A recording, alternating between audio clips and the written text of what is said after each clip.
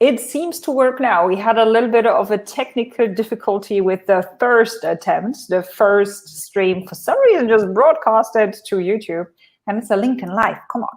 Anyway, so what's today's LinkedIn Live about? It's all about the question, e-commerce, and what kind of tools should I use to get my services, my products out there? A lot of people approach me and they wonder what kind of platform they should use. And they hear Shopify and they hear Shopify Plus and they're totally overwhelmed and they don't know what it is and if it's worth it. And if they can only use Shopify if they are a coach or consultant, or can you also use it when you offer, I don't know, handmade bags or whatever, if you are a brick and mortar store, like a very classic or rather conservative business. So you know what? Instead of doing all of the research, I decided to bring an expert to the show today, Julia Jackle. Julia is a friend of mine. She is the CEO and co-founder of Creative 971, a UAE-based agency. It is actually the leading Shopify Plus E-commerce agency in the UAE and GCC. Julia and I, we know each other since forever. We're both German. We're loving Dubai. We went through different careers and life phases together. And we're friends as well as partners. So we support each other, growing as an entrepreneur. And she knows a lot about Shopify. And this is what today's life is all about. So Julia, thank you so much for being here. Thank you for having me. You beautifully said, like, we know each other way back, and I believe that's what also counts, what kind of makes the difference in any type of business. Like when you have a network, you have to believe in it, you have to support each other. And I think that's a beautiful wording how you started, because that's exactly what we're about to. Amazing. Thank you.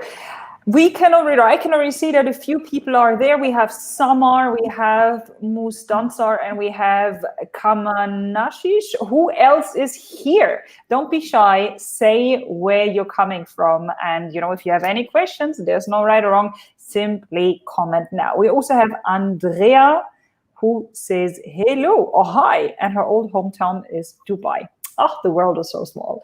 Julia, let's start with your story. Like, how did you become the person that you are today? Tell us a little bit more about the journey of becoming Julia Jackle. The journey of becoming myself. Well, where do I start? It's probably a lot. I would say I'm a mix of my family, education, values, a mix of experiences, may it be good or bad. Like it's a balance of experience. I would say the more hardships you go through, or especially myself, like the more difficulties you face in your journey, the more it shapes you as a person and also shows you what you want and what you don't want. And I always tell people it's good if you already know what you don't want. You don't already have to know what you want all the time, because none of us do, right? It's just a big mystery, but knowing what you don't want will bring you to what you want. So that's how I've been raised and how I've grown up and how I've made my experiences.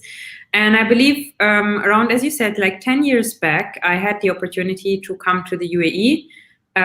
That was in a totally different field related to real estate. I've originally studied banking and financing, so it had brought me through real estate evaluations and all sort of, let's say, dry financial stuff. But some sort it had to be to turn out where I am today. And working with Emaar Properties for a good 4.5 years.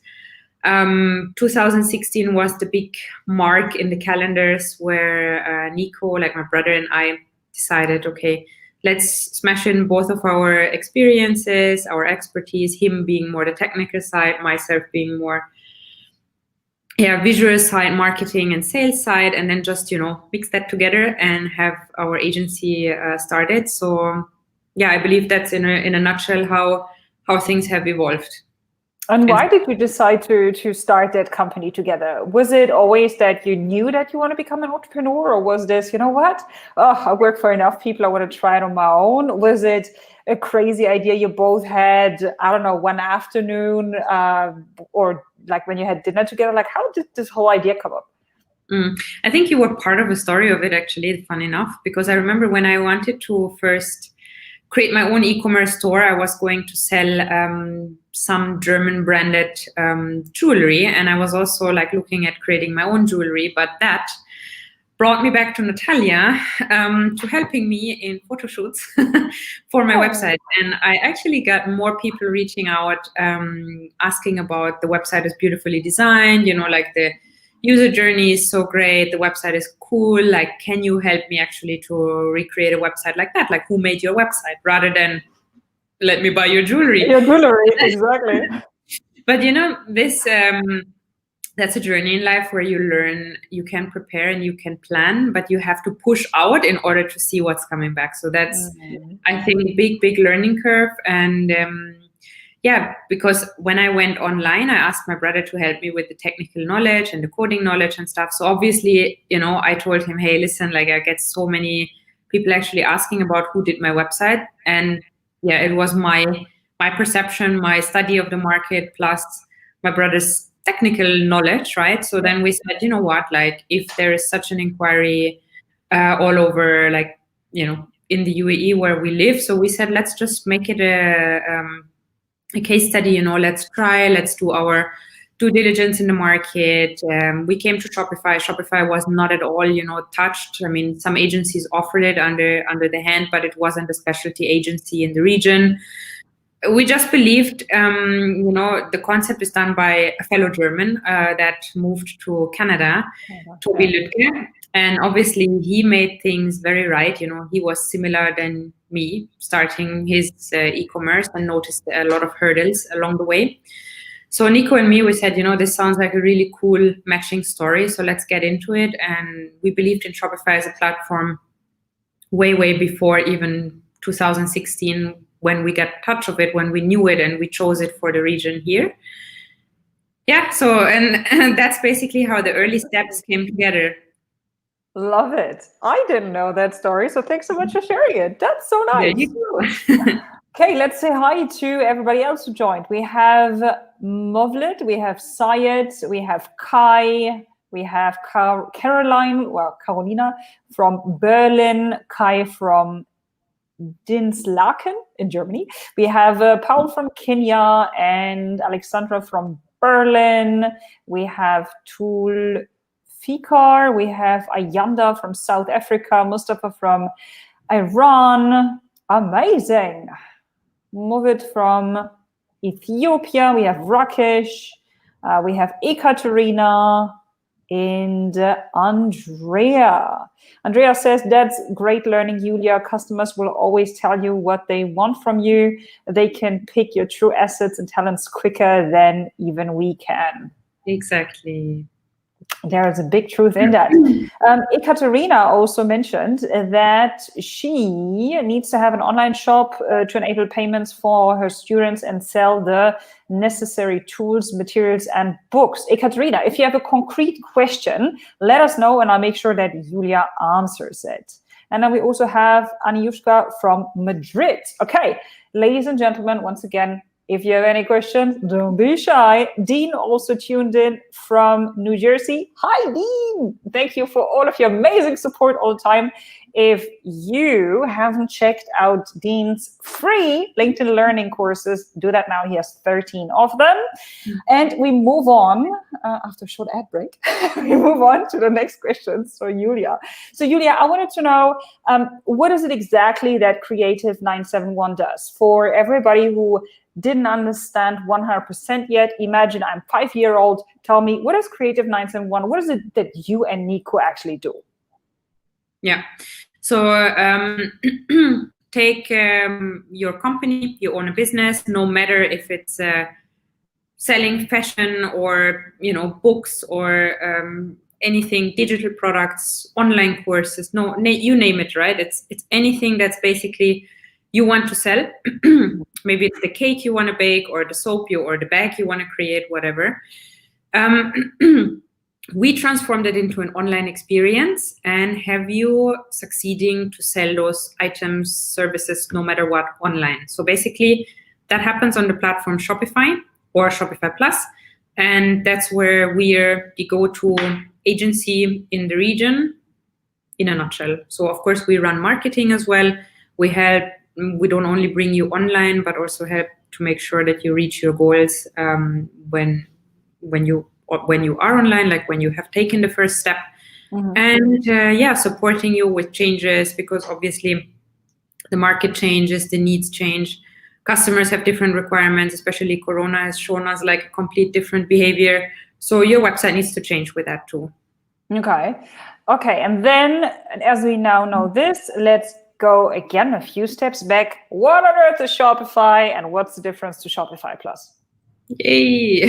So Shopify is the globally leading e-commerce platform that helps you to launch your business on. It's not like Amazon or Souk or Noon or whatever, the comparisons flow through.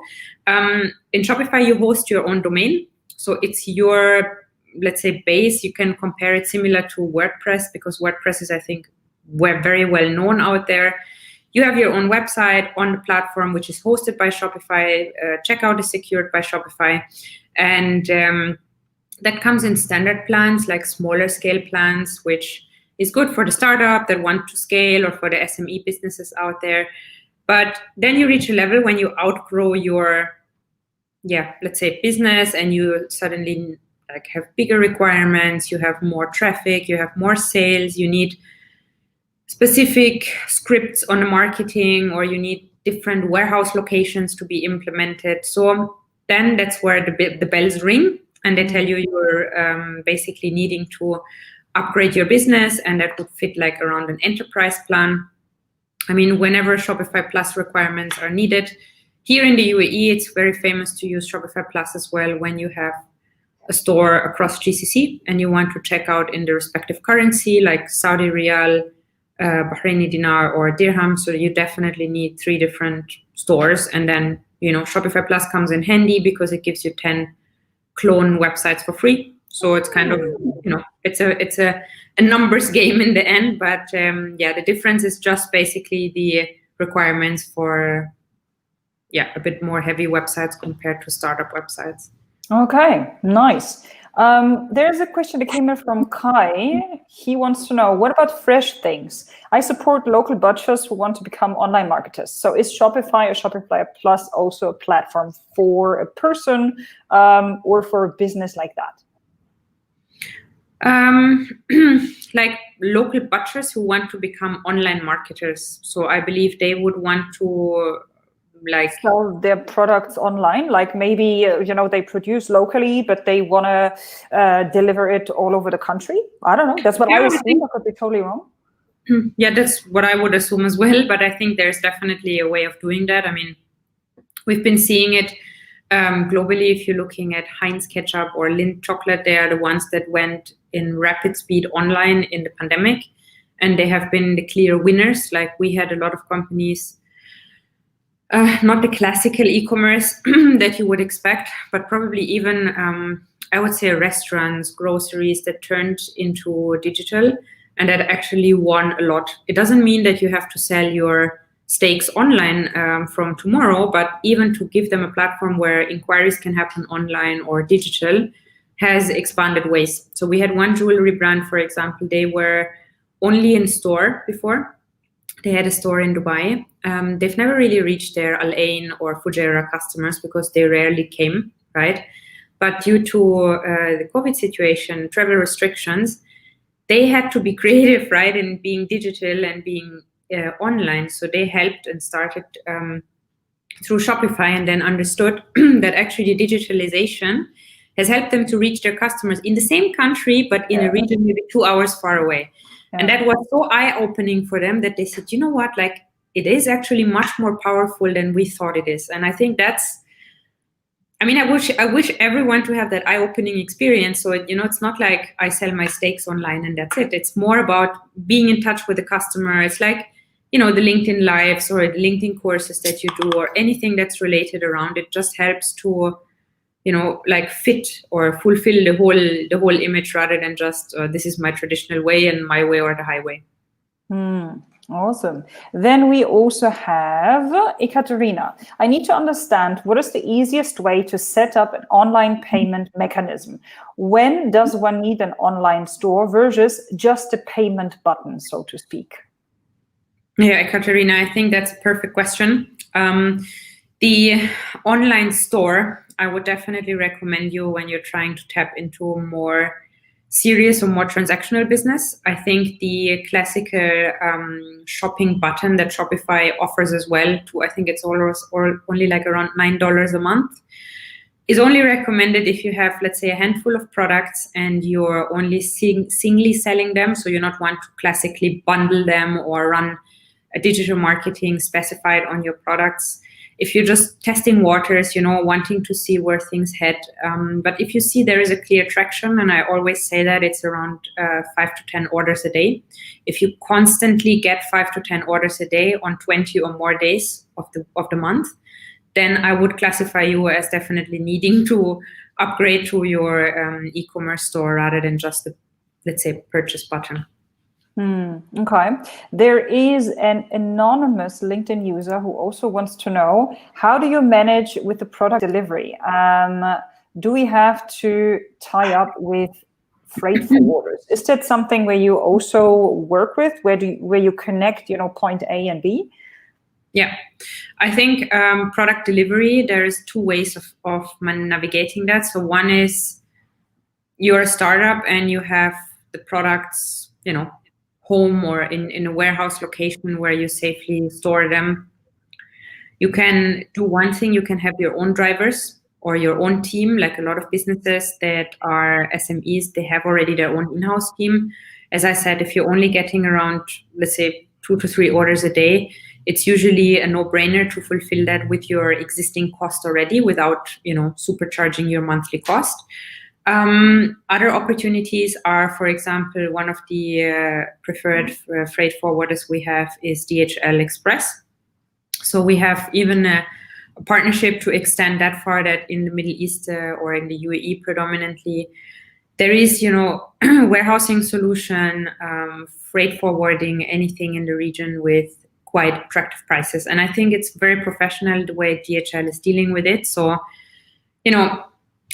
it's your choice who you go with in the end, but most of the time, DHL proven to be the most professional within the UAE, and people are very, let's say, friendly and trusting that freight forwarder. So that's why we decided to work with them, and they have an integration to the platform, so things work really smooth, and they help you unload operational amounts when you have that 5 to 10 orders per day. Over exceeding those, then definitely it makes sense. Great. Then we also have Alexandra. Can I use Shopify even when I already have my own domain? How does it work? Yeah. So Alexandra, that's another classical Shopify question. You have normally when you get started on Shopify, you have a .myshopify.com domain. You can have your own domain implemented. So let's say you're buying that from any domain provider. It can be, for the UAE, it's mostly .ae domain, or it's Etisalat that provides the .ae domain. If you want a .com, usually it's GoDaddy where people are buying their domains. Yeah, and you plug that in, and you have that linked up with Shopify, and you can use it. So it's just a few clicks, and you're up and running. Okay, amazing. Good. What else? Any further questions? No, we just have comments. For example, we have Kamanashi who says DHL and FedEx also have good services to Bangladesh. Ekaterina says, thank you and great. It was a very useful answer. Okay. Keep those questions coming. If not, I'll circle back to mine. So I wanted to know, how much money do I need to have or invest in order to work with, let's say, the simple or the most common Shopify version, and at which kind of revenue does it make sense, or volume, you said it's more a volume thing, to change to Shopify Plus, just to get a little bit of an idea about numbers, because I'm sure that that's something that people want to know. I mean, you can, let's give you an easy example. So to start up by yourself, you can go to Shopify App Store, download a theme, get started for pretty much, like peanuts, right? You can get started very easily.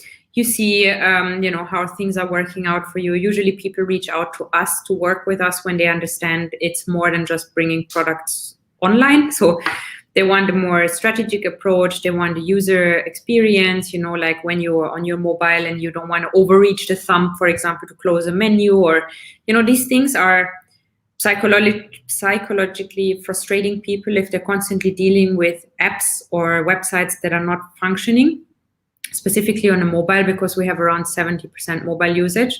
So that would be the point they work with us. The point of between Shopify and Shopify Plus, I think it's more a functional question. Even I think they were doing load testing. When you get up to 20,000 people on your website, a normal Shopify store would handle that in terms of traffic. I think Shopify Plus is more when it comes to scalability. So they're obviously faster, 99.9% uptime. Shopify Plus, as I said, the features with the different like clone stores. If you want to modify the checkout, because that's one thing that is protected within Shopify because of the high security, which is same security as a bank. So like PCI level 1 compliant. And if you want to turn around and let's say alter the checkout experience to the actual brand experience that you have, most likely it's an international brand that would require that. Or when you're pretty much set and you make the move and you say financially it makes sense for you to move forward, then changing the checkout is only possible in Shopify Plus. I think from numbers, anywhere good to understand if you're having, let's say, daily orders between 50 to 100,000 dirham, it probably makes sense in a month to shift to Shopify Plus. But it's not only financially driven. That's why it's a bit hard to come out with a concrete amount. Okay. You talked a little bit about features. Marco wants to know, has Shopify already any VR integration, e.g. shop in a virtual store with VR gear? Mm-hmm. There is a VR or basically AI software directly from Shopify. So when you have the right images, you can create the AI experience or 3D experience where you have an item. Let's say, for example, I have a pen, right? And obviously I know the size of a pen. Let's say this is a shoe or a bicycle, whatever, right? And I take that from the store in a 3D rendering that I submit into Shopify system. That item will show to me in life size in my screen, and then I can take a picture and I can relate it. It's good for furniture, for example, if you're within store. That's a native function of Shopify. If you're looking for more advanced, let's say VR or AI features, there's a lot of software that have open APIs or already connections to Shopify, but they're not natively Shopify developed. But yes, I mean, we explore it currently with a couple of fashion stores, like to have that virtual dressing rooms, especially in Corona, it's quite famous. So yeah, those are big coming, but they already work. Yeah. Okay, that's amazing. Martina, by the way, wanted to know if she can watch this as a replay. Yes, this conversation is available as a replay. You'll find it either on my LinkedIn account or on my YouTube channel, youtube.com/thinknatalia. Who else? Crystal, exactly. Crystal had a question that I also liked. She wanted to know, can you transfer our WordPress domain name to use for a Shopify store? How do you work with clients to use all of their branding guidelines? Okay, two questions in there. Yeah, actually, I was just thinking, if you can leave the question up here, maybe sure. The domain, Crystal, I think the domain, as I explained before, it's really like click and connect. What you have to be careful when changing domains, is your domain linked to your email address? If yes, I strongly recommend you not to just switch it. Make sure your email account, your email host is clear, and check if your domain is linked to any newsletters, any sort of softwares that can lose data or your current customer data. When you then want to transfer the domain, the actual domain you can transfer in 3 steps, right? I can send you over a link. You can literally do it yourself. It's super easy. But to transfer the experience, like the website and design, to transfer the code, that's not possible, because it's like you take an apple and a pear and you're saying, okay, now the apple becomes a pear and the pear becomes an apple. So you can't, it's two different things. But to let's say, to look at the WordPress website to say, okay, you know what, let's take that design and mirror it over to Shopify. That's a work where we would come in, where we would say, hey, you know, we can do that. Yeah. Okay. The second bit about the branding. How do you work with clients to use all of their branding guidelines? So usually what we do is, clients come with their brand guidelines, with their brand books, or with a brand consultant, you know, that has, let's say, a lot to say when it comes to meetings. So we would sit down, understand what are the brand objectives, you know, where do we want to go? What are your main competitors in the region? So if it's more related to us suggesting designs or user experience on an actual flow, that would relate to, let's say, it's a work in progress, hand in hand with your brand and the person who has the vision in your brand, because we can only mirror what we learn from you, right? How we learn to engage with you as a brand. So it's not falling into our minds. So it would need a strong communication, which we normally do in person or here over the digital ways of talking to each other. But yeah, it's possible. Okay. We wanted to talk about the chances and challenges, especially during this global current situation. So let's start with the chances. Let's start positive and inspiring. What kind of chances have you seen, taking businesses online? What are some amazing stories? You already, shared one or two about the virtual changing room. Tell us a little bit more about what maybe a lot of people don't see, but the opportunities that are literally out there right now that people just need, or companies just need to grab. I think the biggest game changer we had was with live chats or WhatsApp integrations on websites. You have to understand, if you're running digitally and the human factor in our current global situation is cut out, meaning we don't see each other, we don't talk to each other, we don't, engage as we usually are taught to be exchanging information for a long, long time. Yeah, so that social aspect is completely gone. And your website that is just statically sitting up there presenting all the nice little products, they don't sell themselves from alone by just sitting there, or, like very, very hard. Like if there is products that I know I need them for my daily essentials, I don't care if there is a salesperson or not, I will just go in and buy it, right? Yeah. But let's transform that experience to perfume, right? How do you smell a perfume digitally? Right? Or how do you try a dress digitally? I mean, yes, there is limitations, but a live chat can help in so many ways, because you also will understand, the sizing, for example. Let's start with a clothing brand that comes online, that has no benchmarking to sizing whatsoever. Let's say if you're used in your normal brands that you buy, or the big brands out there, you would know I'm a medium, I'm a small, I'm an extra small, whatever. You know that approximately, more or less. But if it's a new brand and you want to give them a go because you support local, or you feel like you've seen their ads repetitively on Instagram or YouTube, you'd be hesitant just for the fact of the size, even though they have a size guide, or even though, the cute little pictures or videos they provide you, it's not enough.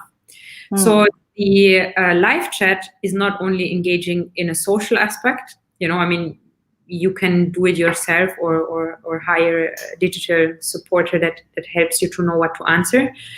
But we saw across boards, no matter what industry, that this social factor on the website is increasing or helping to increase conversions by at least 30-40%, which is a huge game changer, compared to what people have seen before.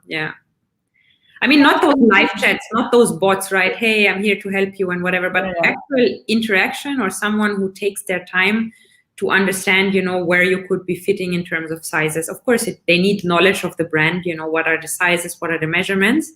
But I think this is the winner number one, because it shows the transparency and that you can actually get hold of people. I have a beautiful example for that. When the situation hit us earlier this year, I was online because, we were all in a lockdown, we were all home. So I was just checking, okay, let me check what IKEA has to offer, So you take your time, you check the items. And the beautiful thing was, in the early days, I remember that IKEA mentioned that, due to the current situation, they can't confirm when the order will reach you, but they'll try their level best. And you order, you get an update, and you have a constant, continuous support from someone, that actually engages with you. And that made the big change, and that made them such a huge winner out of this, because people knew I'm buying, and they're aware that there is a freaking situation out there, but they make their level best to actually help me as a customer, to reply to me, to even tell me, even if it takes 3 weeks, but I know, I'm informed. Yeah. Not like I'm left out, because when the lockdown hit, a lot of businesses were not even responding to their clients. They left phones unanswered. I mean, yes, it was a lockdown, but this situation, it just crushed and crumbled the trust of everyone, how to deal with it. So I think the people who take that serious, customer support, and even if it's digital, it doesn't mean that you have to have an office these days. Like before, it was like, oh, and do you want to buy? You have to have an office, otherwise you're not legit not a real business. Exactly. Yeah, I mean, you can see I'm working from home at the moment, but that's just out of safety, right? Like I have employees, we're not going to drag them back to the offices if it's not safe to. So I think this mindset has changed for people to understand, if you have a care and an aspect and you're there when you're supposed to be there, this, I think it's more important than to know if you have a shiny office or not. And I think IKEA did an amazing job there. So that's how I can say, that was my experience. I think you go back, look at your maybe online groceries or whatever you've done, and you see, who has done well and who hasn't. Yeah. And coming back to that point, Natalia, where you also said, or in the beginning as we had it, that your customers will tell you the way. So, a positive experience I'm sharing if, in my circle, or I'm happy to share. But if I'm negatively impacted, I'm going to release that anger like 6 to 7 times more. And that's on Twitter! Yay! And Facebook! The whole world needs to know! Yeah. Hashtag for me. Hashtag what happened? Yeah. No, but it's true. It's true. Yeah. Yeah. No, I absolutely agree with you. Thanks for sharing that. Marco also has another question. He wants to know, does Shopify also provide picking and packing? Just asking because they acquired the robot company 6 River System last year. Do you have any integration already taking place? Yeah. Mm-hmm. Marco, that's a cool question. 6 River Systems was acquired, of course, through the US and Canada. So they are working on that solution for this region only. Now, I understand that here in our region, add a few more years and we'll probably have it here as well. But what we have in terms of picking and packing and fulfillment centers is either DHL, as I already mentioned. We have as well a company called Automize. They're a startup themselves, and they integrate into Shopify, pick, pack, order, airway bills, etc. So there is solutions around there. Again, not native on Shopify, but working in the Shopify ecosystem. But 6 River Systems, inshallah, fingers crossed, we'll have it in a few years here as well. Okay. Thank you, by the way, Kifayat, John, and Kate, and Bashir for joining. I can see that you're saying hi and great that you're enjoying it. Dilon, thanks for being here. Dr. Ramji and Wa'il. Okay, we talked about the positive things. Let's talk about the challenges. Yeah, so the challenges of our situation, as I said, it's the physical or human interaction, not so much physical, but everyone knows this, right? You're buying clothes or you're buying even food, eggs, right? I always check the dates on those little things, but if you order them online, it's like a Kinder surprise. You don't know, am I getting eggs from August or from 5 days ago? So I'm just pulling your leg, guys, but you see, the quality control, or what are your little habits to do, when you're used to in-person shopping, and that no matter what, right? It can be in-person meeting an insurance person, that you trust, and that elaborates the plus and minus. I think that whole experience has been shaken up, and it went online, and it taught everyone that deal with it or die. And that kind of hard approach, I think it was, though it's a challenge, I think it was good. It's better that way, because people understand it needs to go forward digitally without forgetting the human aspect. I mean, if you see Shopify shares is a very good example.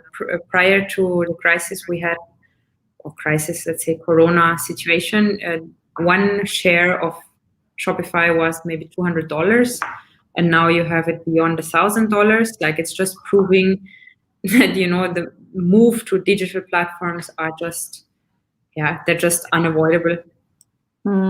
Absolutely. John also wants to know, how do you handle credit returns? Credit returns as in credit card payments, or what is credit returns referring to? I assumed the same, but John, if you could help us out with that, that would be amazing. And then, meanwhile, maybe I'll answer John's question on credit card returns. So the way it works here, we don't have Shopify payments yet active here in the UAE. So it works through payment gateways. Those payment gateways are the ones that receive the money when your customer pays, and they will pay it onto your account. So if a client has a return within the period while the money is still with the payment gateway, it will be refunded back to them, while if it's already with you, it's up to you if you want to refund. I think it's 14 days, 7 or 14 days, I don't remember. I think 14 days, it's definitely in Germany. In the UAE, it's either 7 days refund and 14 days exchange. I think you have to check the consumer rights. What are you entitled to? I think it's pretty relates to the industry, because if you will buy a coffee from Starbucks, you're not going to return that. But I think that would be good to know what credits, if that was credit card payments or. John said it's about product dissatisfaction. For example, wrong item packed and sent, or something is damaged. Yeah, I mean, that you contact the merchant, right? Like, if I'm selling you a damaged item, I have to acknowledge it, take it back and return it. It's like consumer rights, like, doesn't matter if you're online or offline, you have to follow in our way, like the UAE consumer rights are your guideline. Yeah. No matter if online or offline, you have to respect it. Yeah. Great. Aida says there's, for example, 30 days in Finland. And then we have, I think it must be the last question, because, wow, it's been already almost 40 minutes. That's amazing. So Alexandra will be the last question for today. If Shopify can be combined with, let's say, FBA Amazon. I have no clue what FBA Amazon is. Do you? I think it's probably the sales channel Amazon. So Shopify does that. I mean, you can integrate your sales channels. You can integrate, I think, your Facebook store, Instagram, Amazon. But I think Amazon, not sure if it works here, because when Souk was acquired by Amazon, I'm not sure if all the systems have been changed to Amazon systems. So that would be something to check. I mean, I had a few merchants that checked it by themselves, and they said it was somewhat working. We haven't worked on a live integration yet. Normally you're listing it separately, treating it separately. So I would say give it a go with your Amazon merchant ID and reach out to Amazon here and to check as well. Okay. Sorry, my light is disappearing. I'm just sitting in the dark here. Yeah, this is why we have to come to an end. It gets dark. We had a lot of people from all over the world today. If somebody decides that they want your help, do you work with them anyway? Like somebody from Finland, from Germany, whatever, because we said at the beginning that you are focused on the UAE and the GCC. If there's somebody who listens here today who is outside of this region but wants to work with you anyway, do you do that? We do that, but it's only if you're focusing in the area. So let's say if you establish a business for the UAE or the Middle East, right? It doesn't relate, like it can be Egypt, Saudi Arabia, no matter what. We don't look beyond that because we're not having the expertise of those countries when it comes to, tax or even updates. I mean, I'm a German national, right? I know in Germany alone, the Mehrwertsteuer, the tax has changed. I don't know how many times in the Corona situation. So, there is a lot of legal updates in every country, and we can't keep on following that. So we've restricted ourselves for UI UX, the whole experience for the GCC predominantly, but Egypt is a big market for us too. So I would say Egypt is some I'd say experiences that we've taken apart. So that region, even though your brand is outside of that region, but you're looking to establish it in that region, that would be your go-to phase here. Yay! So how do people get back to you? What's the easiest way? Email, webpage, LinkedIn profile, Instagram, Facebook? Tell us. Ideally an email, right, or a call to the company directly. So email would be info@creative971.com. Instagram, creative971, and I believe LinkedIn. We have creative971 as well in LinkedIn, but you can reach out to me directly as well. Info@creative971.com. Correct. That would be the perfect email to contact, because we have we have our lovely lady receptionist Anna that will answer those emails. If there is any direct questions to, let's say, the LinkedIn Live or the topics we discussed in today, I think just ask Anna to pass on your email to me, or either send me an email on julia@creative971.com. That's possible too. Okay. So as just JULIA, and hit out the email, because I think sometimes it's just better by email, or share your contact number with us. We can hop on a quick call. It's usually the easiest as well. Okay, fantastic. Thank you so much for your time and for answering the questions. I think we added a lot of value here. I can see so many thank you messages. People who say, thank you, very informative session. That's awesome, fruitful presentation. Thank you guys, magnificent discussion, excellent. So once again, thank you, Julia, and thank you everybody who was here today. Julia, any last words? Before I'm completely in the dark. Exactly. No, I'm sorry for that. I wasn't noticing that. I know it's getting dark early now, but I wasn't noticing that it gets so dark. But anyways, no, all is good. Contact details are shared. Follow us on Instagram. Give us some LinkedIn love as well. And thank you for your questions. And thank you, Natalia. You're welcome. All right. So everybody who enjoyed the session, don't be greedy. Share it with your audience. Tag people. Repost it. Tell your family, friends, whatever. Anybody who could benefit from it. I mean, come on. Julia, who is a super busy entrepreneur, took out almost 1 hour of her time to serve you. So it would be a nice kind of gesture if we could also spread the awareness and share this wisdom with even more people to help others get their products online and to succeed in their business. So once again, thanks a lot, and we talk soon.